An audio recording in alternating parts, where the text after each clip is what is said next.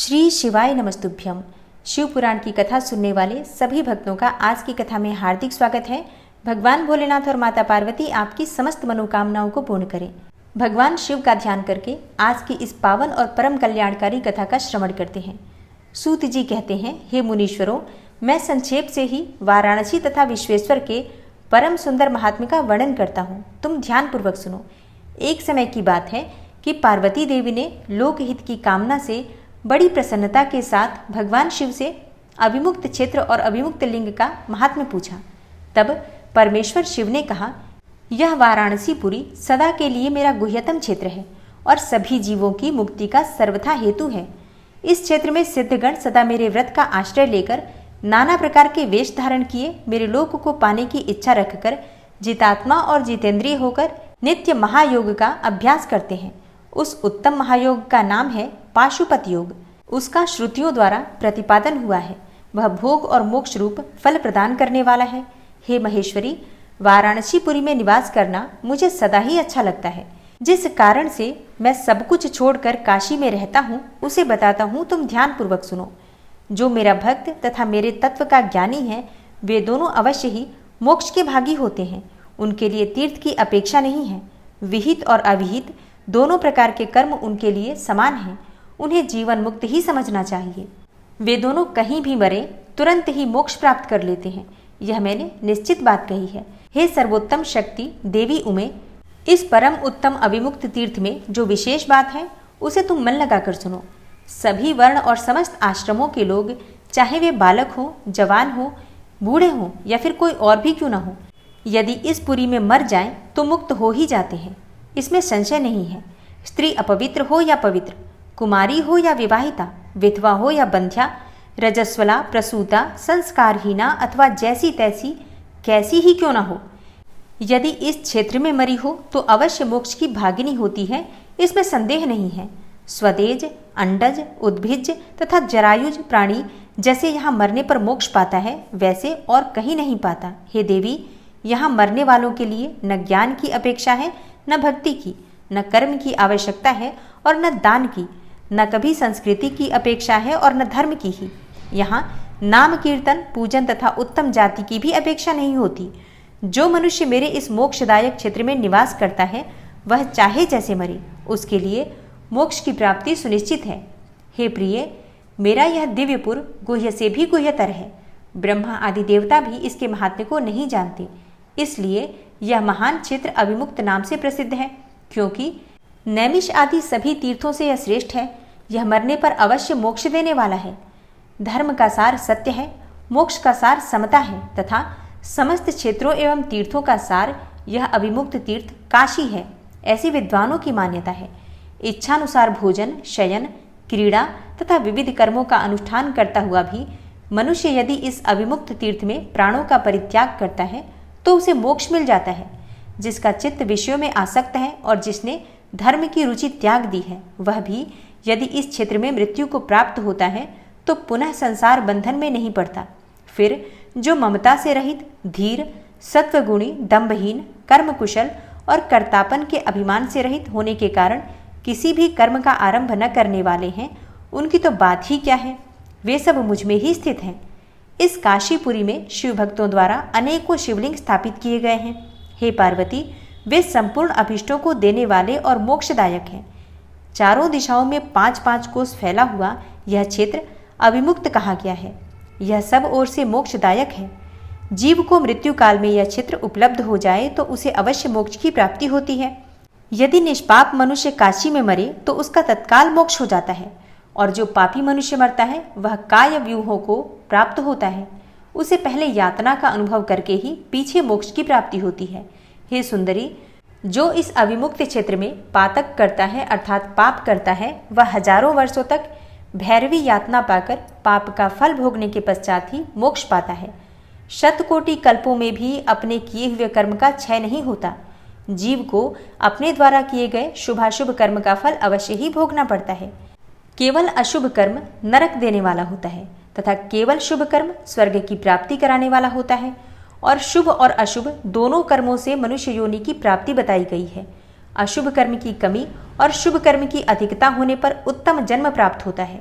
शुभ कर्म की कमी और अशुभ कर्म की अधिकता होने पर यहाँ अधम जन्म की प्राप्ति होती है। हे पार्वती, जब शुभ और अशुभ दोनों ही कर्मों का क्षय हो जाता है तभी जीव को सच्चा मोक्ष प्राप्त होता है। यदि किसी ने पूर्व जन्म में आदर पूर्वक काशी का दर्शन किया है तभी उसे इस जन्म में मृत्यु की प्राप्ति होती है। जो मनुष्य काशी जाकर गंगा में स्नान करता है उसके क्रियमाण और संचित कर्म का नाश हो जाता है, परंतु प्रारब्ध कर्म भोगे बिना नष्ट नहीं होता, यह निश्चित बात है। जिसकी काशी में मुक्ति हो जाती है उसके प्रारब्ध कर्म का भी क्षय हो जाता है। हे प्रिय, जिसने एक ब्राह्मण को भी काशीवास करवाया है वह स्वयं भी काशीवास का अवसर पाकर मोक्ष लाभ करता है। सूत जी कहते हैं, हे मुनिवरों, इस तरह काशी का तथा विश्वेश्वर लिंग का प्रचुर महात्म्य बताया गया है जो सत्पुरुषों को भोग और मोक्ष प्रदान करने वाला है। इसके बाद मैं त्रयंबक नामक ज्योतिर्लिंग का महात्म्य बताऊंगा जिसे सुनकर क्षण भर में मनुष्य के समस्त पाप दूर हो जाते हैं। और अब आप सुनेंगे त्रयंबक ज्योतिर्लिंग के प्रसंग में महर्षि गौतम के द्वारा किए गए परोपकार की कथा। उनका तप के प्रभाव से अक्षय जल प्राप्त करके ऋषियों की अनावृष्टि के कष्ट से रक्षा करना, ऋषियों का छल पूर्वक उन्हें गौ हत्या में फंसाकर आश्रम से निकालना और शुद्धि का उपाय बताना। सूत जी कहते हैं, हे मुनिवरों, सुनो, मैंने सद्गुरु व्यास जी के मुख से जैसी सुनी है उसी रूप में एक पापनाशक कथा तुम्हें सुना रहा हूँ। पूर्व काल की बात है। गौतम नाम से विख्यात एक श्रेष्ठ ऋषि रहते थे जिनकी परम धार्मिक पत्नी का नाम अहिल्या था। दक्षिण दिशा में जो ब्रह्मगिरी है वहीं उन्होंने 10,000 वर्षों तक तपस्या की थी। उत्तम व्रत का पालन करने वाले हे महर्षियों, एक समय वहां 100 वर्षों तक बड़ा भयानक अवर्षण हो गया। सब लोग महान दुख में पड़ गए। इस भूतल पर कहीं गीला पत्ता भी नहीं दिखाई देता था। फिर जीवों का आधारभूत जल कहाँ से दृष्टिगोचर होता। उस समय मुनि, मनुष्य, पशु, पक्षी और मृग सब वहां से 10 दिशाओं को चले गए। तब गौतम ऋषि ने 6 महीने तक तप करके वरुण को प्रसन्न किया। वरुण ने प्रकट होकर वर मांगने को कहा। ऋषि ने वृष्टि के लिए प्रार्थना की। वरुण ने कहा, देवताओं के विधान के विरुद्ध वृष्टि न करके मैं तुम्हारी इच्छा के अनुसार तुम्हें सदा अक्षय रहने वाला जल देता हूँ। तुम एक गड्ढा तैयार करो। उनके ऐसा कहने पर गौतम ने 1 हाथ गहरा गड्ढा खोदा और वरुण ने उसे दिव्य जल के द्वारा भर दिया तथा परोपकार से सुशोभित होने वाले मुनिश्रेष्ठ गौतम से कहा, हे महामुने, कभी क्षीण न होने वाला यह जल तुम्हारे लिए तीर्थ रूप होगा और पृथ्वी पर तुम्हारे ही नाम से इसकी ख्याति होगी। यहाँ किए हुए दान, होम, तप, देव पूजन तथा पितरों का श्राद्ध सभी अक्षय होंगे। ऐसा कहकर उस महर्षि से प्रशंसित होकर वरुण देव अंतर्ध्यान हो गए। उस जल के द्वारा दूसरों का उपकार करके महर्षि गौतम को भी बड़ा सुख मिला। महात्मा पुरुष का आश्रय मनुष्यों के लिए महत्व की ही प्राप्ति कराने वाला होता है। महान पुरुष ही महात्मा के उस स्वरूप को देखते और समझते हैं, दूसरे अधम मनुष्य नहीं। मनुष्य जैसे पुरुष का सेवन करता है वैसा ही फल पाता है। महान पुरुष की सेवा से महत्ता मिलती है और क्षुद्र की सेवा से क्षुद्रता। उत्तम पुरुषों का यह स्वभाव ही है कि वे दूसरों के दुख को सहन नहीं कर पाते। अपने को दुख प्राप्त हो जाए इसे भी स्वीकार कर लेते हैं, किंतु दूसरों के दुख का निवारण ही करते हैं। दयालु, अभिमान शून्य, उपकारी और जितेंद्रिय ये पुण्य के 4 खंभे हैं जिनके आधार पर यह पृथ्वी टिकी हुई है। तदनंतर गौतम जी वहां उस परम दुर्लभ जल को पाकर विधि पूर्वक नित्य नैमित्तिक कर्म करने लगे। उन मुनीश्वर ने वहां नित्य होम की सिद्धि के लिए धान, जौ और अनेकों प्रकार के निवार बोआ दिए। तरह तरह के धान्य, भांति भांति के वृक्ष और अनेकों प्रकार के फल फूल वहां लहलहा उठे। यह समाचार सुनकर वहां दूसरे दूसरे सहस्त्रों ऋषि, मुनि, पशु पक्षी तथा बहुसंख्यक जीव आकर रहने लगे। वह वन इस भूमंडल में बड़ा सुंदर हो गया। उस अक्षय जल के संयोग से अनावृष्टि वहां के लिए दुखदायिनी नहीं रह गई। उस वन में अनेकों शुभ कर्म पारायण ऋषि अपने शिष्य, भार्या और पुत्र आदि के साथ वास करने लगे। उन्होंने कालक्षेप करने के लिए वहां धान बोआ दिए। गौतम जी के प्रभाव से उस वन में सब ओर आनंद छा गया। एक बार वहां गौतम के आश्रम में जाकर बसे हुए ब्राह्मणों की स्त्रियां जल के प्रसंग को लेकर अहल्या पर नाराज हो गईं। उन्होंने अपने पतियों को उकसाया। उन लोगों ने गौतम का अनिष्ट करने के लिए गणेश जी की आराधना की।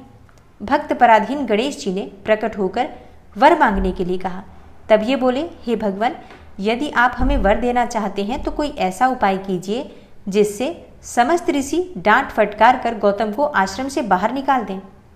गणेश जी ने कहा, हे ऋषियों, तुम सब लोग सुनो, इस समय तुम उचित कार्य नहीं कर रहे हो। बिना किसी अपराध के उन पर क्रोध करने के कारण तुम्हारी हानि ही होगी। जिन्होंने पहले उपकार किया हो उन्हें यदि दुख दिया जाए तो वह अपने लिए हितकारक नहीं होता, और जब उपकारी को दुख दिया जाता है तब उससे इस जगत में अपना ही नाश होता है। ऐसी तपस्या करके उत्तम फल की सिद्धि की जाती है। स्वयं ही शुभ फल का परित्याग करके अहितकारक फल को नहीं ग्रहण किया जाता।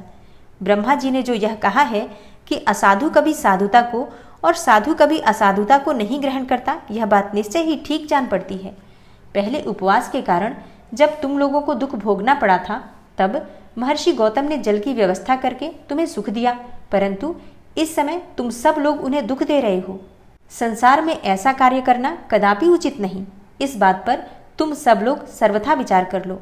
स्त्रियों की शक्ति से मोहित हुए तुम लोग यदि मेरी बात नहीं मानोगे तो तुम्हारा यह बर्ताव गौतम के लिए अत्यंत हितकारक ही होगा, इसमें संशय नहीं है। ये मुनिश्रेष्ठ गौतम तुम्हें पुनः निश्चय ही सुख देंगे, अतः उनके साथ छल करना कदापि उचित नहीं। इसलिए तुम लोग कोई दूसरा वर मांगो। सूत जी कहते हैं, हे ब्राह्मणों, महात्मा गणेश ने ऋषियों से जो ये बात कही वह यद्यपि उनके लिए हितकर थी तो भी उन्होंने इसे स्वीकार नहीं किया। तब भक्तों के अधीन होने के कारण उन शिव कुमार ने कहा, तुम लोगों ने जिस वस्तु के लिए प्रार्थना की है उसे मैं अवश्य करूंगा। पीछे जो होनहार होगी वह होकर ही रहेगी। ऐसा कहकर वे अंतर्ध्यान हो गए। हे मुनीश्वरों, उसके बाद उन दुष्ट ऋषियों के प्रभाव से तथा उन्हें प्राप्त हुए वर के कारण जो घटना घटित हुई उसे सुनो। वहां गौतम के खेत में जो धान और जौ थे, उनके पास गणेश जी एक दुर्बल गाय बनकर गए। दिए हुए वर के कारण वह गौ कांपती हुई वहां जाकर धान और जौ चरने लगी। इसी समय दैववश गौतम जी वहां आ गए। वे दयालु ठहरे, इसलिए मुट्ठी भर तिनके लेकर उन्हीं से उस गौ को हाँकने लगे। उन तिनकों का स्पर्श होते ही वह गौ पृथ्वी पर गिर पड़ी और ऋषि के देखते देखते क्षण भर में उसी समय मर गई। वे दूसरे द्वेषी ब्राह्मण और उनकी दुष्ट स्त्रियां वहां छुपे हुए सब कुछ देख रहे थे।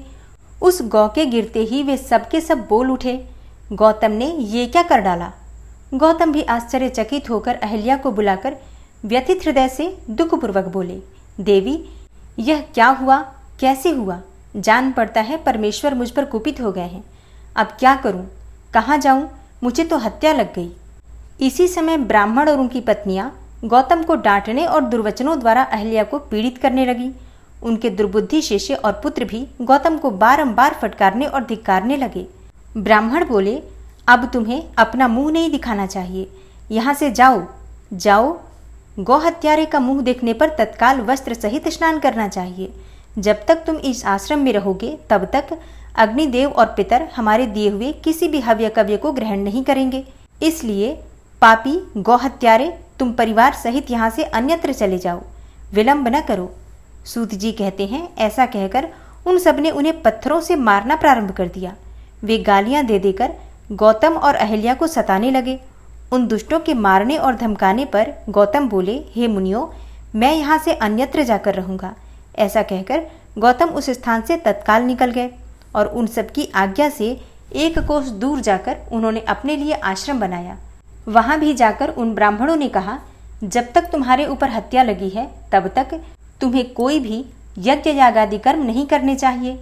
किसी भी वैदिक देव यज्ञ या फिर पितृयज्ञ के अनुष्ठान का तुम्हें अधिकार नहीं रह गया है।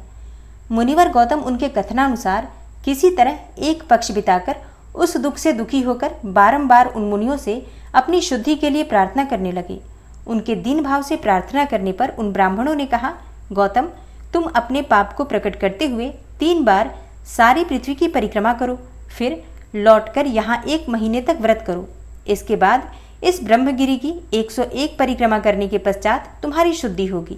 अथवा यहाँ गंगा जी को ले आकर उन्हीं के जल से स्नान करो तथा 1 करोड़ पार्थिव लिंग बनाकर महादेव जी की आराधना करो। फिर गंगा में स्नान करके इस पर्वत की 11 बार परिक्रमा करो। तत्पश्चात 100 घड़ों के जल से पार्थिव शिवलिंग को स्नान कराने पर तुम्हारा उद्धार होगा। उन ऋषियों के इस प्रकार कहने पर गौतम ने बहुत अच्छा कहकर उनकी बात मान ली। वे बोले, हे मुनिवरों, मैं आप श्रीमानों की आज्ञा से यहाँ पार्थिव पूजन तथा ब्रह्मगिरि की परिक्रमा करूँगा। ऐसा कहकर मुनिश्रेष्ठ गौतम ने उस पर्वत की परिक्रमा करने के पश्चात पार्थिव लिंगों का निर्माण करके उनका पूजन किया। साध्वी अहल्या ने भी साथ रहकर वह सब कुछ किया। उस समय शिष्य प्रशिष्य उन दोनों की सेवा करते थे। पत्नी सहित गौतम की आराधना से संतुष्ट होकर भगवान शिव का उन्हें दर्शन देना, गंगा को वहां स्थापित करके स्वयं भी स्थिर होना, देवताओं का वहां बृहस्पति के सिंह राशि में आने पर गंगा जी के विशेष महात्म्य को स्वीकार करना, गंगा का गौतमी या गोदावरी नाम से और शिव का त्रयंबक ज्योतिर्लिंग के नाम से विख्यात होना तथा इन दोनों की महिमा। अब आप ये सभी चीजें विस्तार से सुनने वाले हैं। सूत जी कहते हैं, पत्नी सहित गौतम ऋषि के इस प्रकार आराधना करने पर संतुष्ट हुए भगवान शिव वहां शिवा और प्रमथ गणों के साथ प्रकट हो गए। तदनंतर प्रसन्न हुए कृपानिधान शंकर ने कहा, हे महामुने, मैं तुम्हारी उत्तम भक्ति से बहुत प्रसन्न हूँ, तुम कोई वर मांगो। उस समय महात्मा शंभु के सुंदर रूप को देखकर आनंदित हुए गौतम ने भक्ति भाव से शंकर को प्रणाम करके उनकी स्तुति की। लंबी स्तुति और प्रणाम करके दोनों हाथ जोड़कर वे उनके सामने खड़े हो गए और बोले, हे देव, मुझे निष्पाप कर दीजिए। भगवान शिव ने कहा, हे मुने, तुम धन्य हो, कृतकृत्य हो और सदा ही निष्पाप हो। इन दुष्टों ने तुम्हारे साथ छल किया। जगत के लोग तुम्हारे दर्शन से पाप रहित हो जाते हैं, फिर सदा मेरी भक्ति में रहने वाले तुम क्या पापी हो? हे मुने, जिन दुरात्माओं ने तुम पर अत्याचार किया है वे ही पापी, दुराचारी और हत्यारे हैं। उनके दर्शन से दूसरे लोग भी पापिष्ट हो जाएंगे। वे सबके सब कृतज्ञ हैं, उनका कभी उद्धार नहीं हो सकता। महादेव जी की यह बात सुनकर महर्षि गौतम मन ही मन बड़े विस्मित हुए। उन्होंने भक्तिपूर्वक शिव को प्रणाम करके हाथ जोड़कर पुनः इस प्रकार कहा। गौतम बोले, हे महेश्वर, उन ऋषियों ने तो मेरा बहुत बड़ा उपकार किया है। यदि उन्होंने यह बर्ताव न किया होता तो मुझे आपका दर्शन कैसे होता? धन्य है वे महर्षि जिन्होंने मेरे लिए परम कल्याणकारी कार्य किया है। उनके इस दुराचार से ही मेरा महान स्वार्थ सिद्ध हुआ है। गौतम जी की यह बात सुनकर महेश्वर बड़े प्रसन्न हुए। उन्होंने गौतम को कृपा दृष्टि से देखकर उन्हें शीघ्र ही यो उत्तर दिया। शिवजी बोले, हे विप्रवर, तुम धन्य हो, सभी ऋषियों में श्रेष्ठतर हो। मैं तुम पर बहुत प्रसन्न हुआ हूँ। ऐसा जानकर तुम मुझसे उत्तम वर मांगो। गौतम बोले, हे नाथ, आप सच कहते हैं, तथापि 5 आदमियों ने जो कह दिया या कर दिया वह अन्यथा नहीं हो सकता, अतः जो हो गया सो रहे। हे देवेश, यदि आप प्रसन्न हैं तो मुझे गंगा प्रदान कीजिए और ऐसा करके लोक का महान उपकार कीजिए। आपको मेरा नमस्कार है, नमस्कार है। यो कहकर गौतम ने देवेश्वर भगवान शिव के दोनों चरणारविंद पकड़ लिए और लोकहित की कामना से उन्हें नमस्कार किया। तब शंकर देव ने पृथ्वी और स्वर्ग के सारभूत जल को निकालकर, जिसे उन्होंने पहले से ही रख छोड़ा था, और विवाह में ब्रह्मा जी के दिए हुए जल में से जो कुछ शेष रह गया था वह सब भक्तवत्सल शंभु ने उन गौतम मुनि को दे दिया। उस समय गंगा जी का जल परम सुंदर स्त्री का रूप धारण करके वहां खड़ा हुआ। तब मुनिवर गौतम ने उन गंगा जी की स्तुति करके उन्हें नमस्कार किया। गौतम बोले, हे गंगे, तुम धन्य हो, कृतकृत्य हो। तुमने संपूर्ण भुवन को पवित्र किया है, इसलिए निश्चित रूप से नरक में गिरते हुए मुझ गौतम को पवित्र करो। तदनंतर शिवजी ने गंगा से कहा, हे देवी, तुम मुनि को पवित्र करो और तुरंत वापस न जाकर वैवस्वत मनु के 28वें कलयुग तक यही रहो। गंगा ने कहा, हे महेश्वर, यदि मेरा महात्म्य सब नदियों से अधिक हो और अंबिका तथा गणों के साथ आप भी यहाँ रहें, तभी मैं इस धरातल पर रहूंगी। गंगा जी की यह बात सुनकर भगवान शिव बोले, हे गंगे, तुम धन्य हो। मेरी बात सुनो, मैं तुमसे अलग नहीं हूँ, तथापि मैं तुम्हारे कथनानुसार यहाँ स्थित रहूंगा। तुम भी स्थित हो। अपने स्वामी परमेश्वर शिव की यह बात सुनकर गंगा ने मन ही मन प्रसन्न होकर उनकी भूरी भूरी प्रशंसा की। इसी समय देवता, प्राचीन ऋषि, अनेक उत्तम तीर्थ और नाना प्रकार के क्षेत्र वहां आ पहुंचे। उन सब ने बड़े आदर से जय जयकार करते हुए गौतम, गंगा तथा गिरिशाई शिव का पूजन किया। तदनंतर उन सब देवताओं ने मस्तक झुकाकर हाथ जोड़कर उन सब की प्रसन्नतापूर्वक स्तुति की। उस समय प्रसन्न हुई गंगा और गिरीश ने उनसे कहा, हे श्रेष्ठ देवताओं, वर मांगो। तुम्हारा प्रिय करने की इच्छा से वह वर हम तुम्हें देंगे। देवता बोले, हे देवेश्वर, यदि आप संतुष्ट हैं और सरिताओं में श्रेष्ठ गंगे, यदि आप भी प्रसन्न हैं तो हमारा तथा मनुष्यों का प्रिय करने के लिए आप लोग कृपा पूर्वक यहाँ निवास करें। गंगा बोली, हे देवताओं, फिर तो सबका प्रिय करने के लिए आप लोग स्वयं ही यहाँ क्यों नहीं रहते? मैं तो गौतम जी के पाप का प्रक्षालन करके जैसे आई हूँ उसी तरह लौट जाऊंगी। आपके समाज में यहाँ मेरी कोई विशेषता समझी जाती है, इस बात का पता कैसे लगे? यदि आप यहाँ मेरी विशेषता सिद्ध कर सके तो मैं अवश्य यहाँ रहूँगी, इसमें संशय नहीं है। सब देवताओं ने कहा, सरिताओं में श्रेष्ठ गंगे, सबके परम सुहृद बृहस्पति जी जब जब सिंह राशि पर स्थित होंगे तब तब हम सब लोग यहाँ आया करेंगे, इसमें संशय नहीं है। 11 वर्षों तक लोगों का जो भी पातक यहाँ प्रक्षालित होगा उससे मलिन हो जाने पर हम उसी पाप राशि को धोने के लिए आदरपूर्वक तुम्हारे पास आएंगे। हमने यह सर्वथा सच्ची बात कही है। हे सरिद्वरे, हे महादेवी, अतः तुमको और भगवान शंकर को समस्त लोकों पर अनुग्रह तथा हमारा प्रिय करने के लिए यहाँ नित्य निवास करना चाहिए। गुरु जब तक सिंह राशि पर रहेंगे तभी तक हम यहाँ निवास करेंगे। उस समय तुम्हारे जल में त्रिकाल स्नान और भगवान शंकर का दर्शन करके हम शुद्ध होंगे, फिर तुम्हारी आज्ञा लेकर अपने स्थान को लौटेंगे। सूत जी कहते हैं, इस प्रकार उन देवताओं तथा महर्षि गौतम के प्रार्थना करने पर भगवान शंकर और सरिताओं में श्रेष्ठ गंगा दोनों वहां स्थित हो गए। वहां की गंगा गौतमी अर्थात गोदावरी नाम से विख्यात हुई और भगवान शिव का ज्योतिर्मय लिंग त्रयंबक कहलाया। यह ज्योतिर्लिंग महान पातकों का नाश करने वाला है। उसी दिन से लेकर जब जब बृहस्पति सिंह राशि में स्थित होते हैं तब तब सब तीर्थ क्षेत्र, देवता, पुष्कर आदि सरोवर, गंगा आदि नदियां तथा श्री विष्णु आदि देवगण अवश्य ही गौतमी के तट पर पधारते और वास करते हैं। वे सब जब तक गौतमी के किनारे रहते हैं तब तक अपने स्थान पर उनका कोई फल नहीं होता, और जब वे अपने प्रदेश में लौट जाते हैं तभी वहां इनके सेवन का फल मिलता है। यह त्रयंबक नाम से प्रसिद्ध ज्योतिर्लिंग गौतमी के तट पर स्थित है और बड़े बड़े पातकों का नाश करने वाला है। जो भक्ति भाव से इस त्रयंबक लिंग का दर्शन, पूजन, तवन एवं वंदन करता है वह समस्त पापों से मुक्त हो जाता है। गौतम के द्वारा पूजित त्रयंबक नामक ज्योतिर्लिंग इस लोक में समस्त अभीष्टों को देने वाला तथा परलोक में उत्तम मोक्ष प्रदान करने वाला है। हे मुनीश्वरों, इस प्रकार तुमने जो कुछ पूछा था वह सब मैंने कह सुनाया। अब और क्या सुनना चाहते हो कहो, मैं उसे भी तुम्हें बताऊंगा, इसमें कोई संशय नहीं है। इसके बाद सूत जी ने मुनीश्वरों से कौन सी बातें कही, ये सारी जानकारी आपको आने वाली कथा में मिलेगी। तो उम्मीद करती हूँ कल की कथा भी आप ज़रूर सुनेंगे। और ये कथा आपको कैसी लगी कमेंट बॉक्स में ज़रूर बताइए। अच्छी लगी हो वीडियो तो बिना लाइक किए और बिना कमेंट किए बिल्कुल मत जाइए। और हाँ, अगर संभव हो तो वीडियो को ज़्यादा से ज़्यादा दोस्तों तक, मित्रों तक शेयर कीजिए। मिलती हूँ मैं आपसे अगली वीडियो में, तब तक के लिए नमस्कार।